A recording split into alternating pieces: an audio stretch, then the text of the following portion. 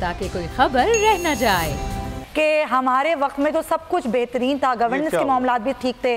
یہ آپ لوگ کنفیوز ہیں، کس بات پر کنفیوز ہیں آپ لوگ؟ فیاض صاحب. بسم اللہ الرحمن الرحیم. دیکھیں، بات یہ ہے کہ اس وقت پاکستان اللہ پاک کے کرم سے وزیر اعظم پاکستان عمران خان صاحب کی قیادت میں معاشی طور پر بڑی اچھے طریقے سے ٹیک آف کر رہا ہے. اور ابھی جو لیٹسٹ آپ کے سامنے ساری رپورٹس آئیں اسٹیٹ بینک آف پاکستان کی کہ ہمارا ایکسپورٹ لیول جو ہے وہ بڑھ رہا ہے، امپورٹ لیول کا اور جو آپ کا جو نا ٹریڈ ڈیفیسٹ تھا جو ٹریڈ کا وہ جو نا کم ہوا ہے.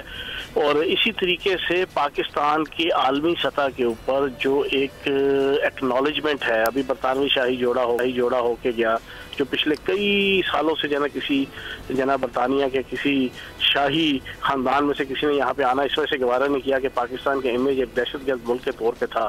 لیکن وزیر اعظم پاکستان عمران خان صاحب کی قیادت پہ ہم نے ایک سال کے اندر اس امیج کو وہ سافٹ امیج میں وہ کنورٹ کیا.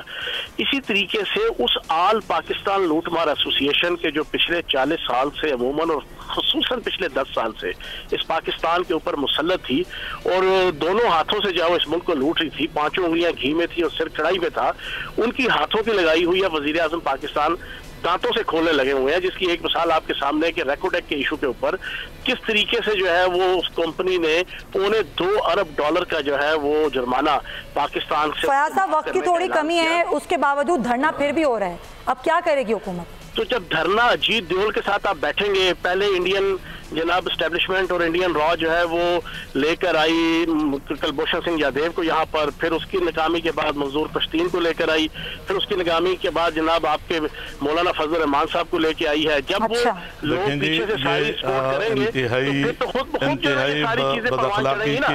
اب آپ مجھے بتائیں نا، اجیت دیول کے ساتھ بیٹھنا مولانا فضل الرحمان صاحب کے بارے میں یہ کہنا، میں یہ کہتا ہوں کہ ان کو اپنا ریکارڈ درست کر لینا چاہیے، ان کو اپنا ریکارڈ درست کر لینا چاہیے. اگر بات چلتی طریقے کے ساتھ قاری عثمان صاحب ہیں، جے یو آئی فیک ہے، یہ مسترد کرتے ہیں اس بات جو سوالات آپ نے کیے تھے، چاہیے تو یہ تھا کہ ان سوالات کے جواب دیتے جب ان کے پاس سبحان صاحب ابھی تو آپ لوگ بھی بیٹھنے کی باتیں کر رہے ہیں نا، ابھی تو آپ لوگ بھی بیٹھنے کی بات کے حوالے سے کوئی جواب نہیں ہے. جب ان کے پاس بدترین مہنگائی کے حل کے لیے کوئی جواب نہیں ہے، جب ان کے پاس اس وقت جو ڈالر پاکستان کی تاریخ کے بلند دنیا کی تاریخ میں پاکستان میں جو ڈالر کہاں سے کہاں تک پہنچا ہے اس کے کنٹرول کا کوئی حل نہیں ہے. تو یہ فیاض صاحب چلے گئے ہیں، قاری عثمان صاحب میں آپ دونوں سے صرف ایک سوال پوچھوں گی. ان کو بھاگنا ہی پڑے گا، یہی ایجنڈا ہے کہ حکومت کو بھگا کے دم لیں گے. میں اس بات میں یہ چیز شامل کروں گا جب وہ کہتے ہیں کہ مولانا فضل الرحمان صاحب بھارت کے ایجنٹ ہیں، تو عمران خان صاحب براہ راست یہودی ایجنٹ ہیں، اور جس کی ہمارے پاس ثبوت کے طور پہ ہم تو 15 سال سے کہہ رہے تھے.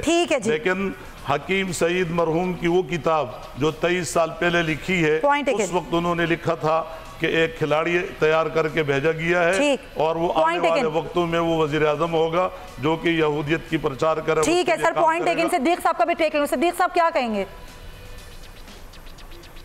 میں یہ کہوں گا کہ نواز شریف نے اور ہماری حکومت نے مودی کو سلامتی کونسل کی رکنیت کے لیے ووٹ نہیں دیا، یہ عمران خان نے دیا ہے. جی ہم نے مودی کی کامیابی کے لیے الیکشن میں دعائیں نہیں کی، یہ عمران خان نے کی. ابھی نندن کی رہائی کا اعلان ٹرمپ نے کیا اور عمل درآمد یہاں عمران خان نے کیا، یعنی اس کی ڈکٹیشن عمران خان نے لی. این الیکشن کیمپین میں 300 بھارتی قیدیوں کو رہا ہم نے نہیں کیا، عمران خان نے کیا. نمبر 1 یہ دوستی. نواز شریف نے تو 5 دھماکوں کے مقابلے میں 6 دھماکے کیے اور وہ سی پیک شروع کیا جس کے لیے انڈیا نے پوری ایک ادارہ بنا دیا کہ اس کو برباد کرنا ہے. نہیں مانا نواز شریف، نہ امریکہ کی بات مانی نہ انڈیا کی بات مانی. اب رہ گئی بات جو کمی ہے کہ وہ جو ہمیں نقصان ہو رہا تھا ڈیفیسٹ، ٹریڈ ڈیفیسٹ میں، تو عمران خان نے 220 پروجیکٹ بند کر دیے. کیپٹل گڈز امپورٹ ان کی بند ہو گئے. 20 لاکھ بندہ بے روزگار ان کی وجہ سے ہو گیا. بہت شکریہ آپ کا. تاکہ کوئی خبر رہ نہ جائے.